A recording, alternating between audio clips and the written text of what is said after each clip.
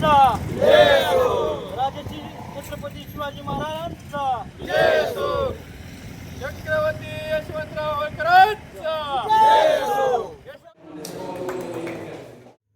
रणझुंजार युवा प्रतिष्ठान महाराष्ट्र राज्य या प्रतिष्ठानची सभासद नोंदणीला तेर येथील श्री संत गरोबा मंदिरात श्रीफळ फोडून सुरुवात करण्यात आली. तसेच या प्रसंगी बोलताना अध्यक्ष सचिन देवकते यांनी सांगितले की तरुणांना मोठ्या प्रमाणात रोजगार उपलब्ध झाला पाहिजे यासाठी प्रयत्न करणार तसेच महिला सक्षमीकरण करण्यासाठी प्रयत्न करणार असल्याचे सचिन देवकते यांनी सांगितले.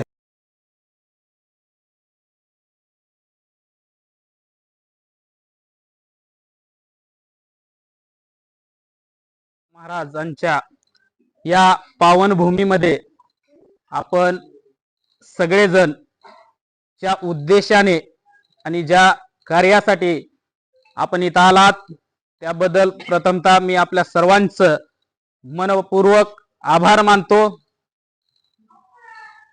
संत गाडगे महाराज यांची देखील आज जयंती आहे. त्या जयंतीनिमित्त आपण सर्वांना खूप खूप शुभेच्छा देतो. मग हा संघटनेचा कार्यक्रम आजच्याच दिवशी नारळ फोडण्याचं कारण सुद्धा तसंच होय की संत गाडगे महाराजांनी समस्त बहुजन समाजाला एक मानवतेचा संदेश दिलेला आहे की जे की जाती धर्माच्या पलीकडे जाऊन त्यांनी या देशासाठी जे कार्य केलेलं आहे आणि अशा एका महान मानवाच्या जयंती दिवशीच हा नारळ फोडावा असं आम्ही सर्वांनी ठरवलं आणि श्री संत गोरोबा काका महाराज देखील त्याच बहुजन समाजातील आहेत आणि त्यांनी देखील इथं कुठलाही जातीभेद न करता जो इथं कोणी माता टेकील त्या सर्वांचा मी आहे ही भूमिका आजपर्यंत त्यांची आहे. इथून पुढे राहणार आहे. जो त्यांच्या पुढे नतमस्तक होईल तो कुठल्या जाती धर्माचा नसून तो माझा भक्त आहे. या भूमिकेतून हे पावनभूमी इथं उभारलेले आहे आणि त्या भूमीमध्ये ही रणझुंजार युवा प्रतिष्ठानचं आज नारळ फोडण्याचा कार्यक्रम इथं आयोजित केलेला आहे. आपण आता इथं सगळे ज्येष्ठ मंडळी आहेत, युवा तरुण वर्ग आहे, विविध पक्षातील संघटनेतील नेतेगण इथं आपण आमच्या हाकेला ओ देऊन आलात. त्याचं कारण सुद्धा असंच आहे. महाराष्ट्रात अनेक संघटना आहेत की जे काम करतात. मग एवढ्या सगळ्या संघटना असताना रणझुंजार युवा प्रतिष्ठानची आपल्याला का गरज आहे ती मी अगदी थोडक्यात आपल्याला सांगणार आहे. महाराष्ट्रातल्या अनेक संघटना आपण पाहिल्या असतील ते विविध जाती धर्मावरती काम करतात, परंतु आपल्याला माणूस म्हणून जगवणारी एखादी संघटना असणं गरजेचं आहे. म्हणून महाराष्ट्राच्या समोर एक नवीन एक दिशा एक नवीन आशा घेऊन जाण्याचं आम्ही ठरवलं आणि 3 डिसेंबर रोजी 2025 रोजी यशवंतराव होळकरांच्या जयंतीच्या दिवशी मी याची घोषणा केली. त्याचं कारण असं आहे की यशवंतराव होळकरच का? कारण राजराजेश्वर यशवंतराव होळकरांनी जो संघर्ष पाहिलेला आहे, जो संघर्ष केलेला आहे, तो संघर्ष हा प्रेरणा देणारा आहे.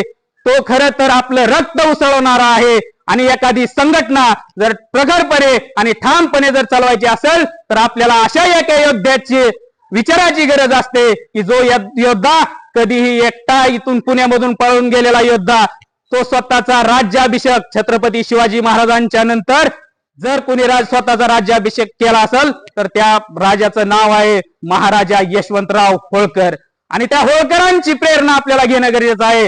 कारण एका हार मध्ये काही संपत नसतं आणि इथून पुढच्या काळामध्ये त्या रणझुंजार युवा प्रतिष्ठानच्या माध्यमातून एक युवकांची फळी मी तयार करणार आहे आणि इथल्या ज्येष्ठांना इथल्याच काय तर या समय संघर्षाच्या माध्यमातून मी महाराष्ट्रातल्या ज्येष्ठ मंडळीला आवाहन करतो की आपल्या सगळ्यांना माहित आहे की नेताजी सुभाषचंद्र बोस जे इंग्रजांच्या विरोधात लढले आणि त्यांनी सांगितलं त्यावेळेस घोषणा केली होती की तुम मुझे खून दो मैं तुम्हें आजादी दूंगा.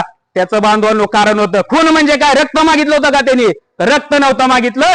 त्यांनी त्यांच्या या संघटनेसाठी आणि तुम्हाला या इंग्रजापासून मुक्ती देण्यासाठी काय मागितलं होतं तर तुमची तरणी बांड पोरं. आज मी आपल्या समरसंघर्षाच्या माध्यमातून महाराष्ट्रातील सर्व ज्येष्ठ मंडळीला आवाहन करतोय की तुम मुझे खून दो मैं तुम्हें आजादी दूंगा.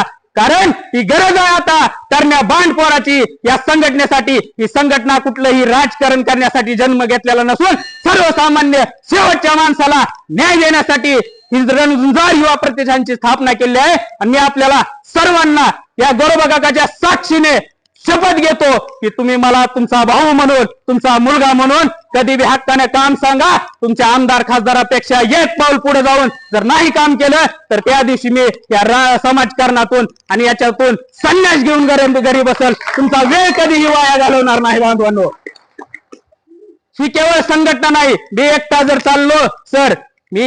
चाललो तर फक्त रस्ता कापला जाईल, परंतु तुम्ही सर्वजण माझ्या सोबत आला तर महाराष्ट्रात एक नवीन इतिहास घडला जाईल. आणि तो इतिहास घडवण्यासाठी तुम्ही सज्ज आहात का नाहीत सांगा? आहेत का? घडवायचा का इतिहास? आणि हा इतिहास घडवण्यासाठी या रणझुंजार युवा प्रतिष्ठानची स्थापना केली आहे बांधवांनो. इथं कुणाचाही वेळ खर्च केला जाणार नाही, कुणाच्याही आत्मविश्वासाला इथं मी तडा जाऊ देणार नाही. ज्या दिवशी तुमच्या आत्मविश्वासाला आणि आत्मसन्मानाला तुम्हाला ज्या दिवशी वाटेल की सचिन देवकतेच्या खांद्यावरती आपण ही जबाबदारी देऊन आपण फार मोठी चूक केली, त्या दिवशी या मंदिरामध्ये मी फाशी घेईल. फाशी तुम्हाला कधी पश्चाताप होऊ देणार नाही. तुमच्यासाठी मी रक्त सांडायला तयार आहे.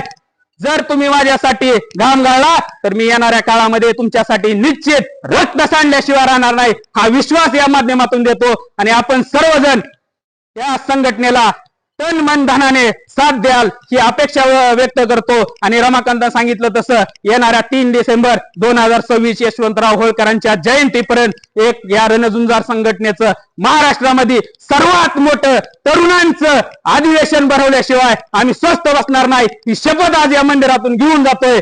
आपल्या सर्वांचा आशीर्वाद माझ्या पाठीशी आणि या तरण्या बांडपोरांनी मला अशीच कायम साथ द्यावी.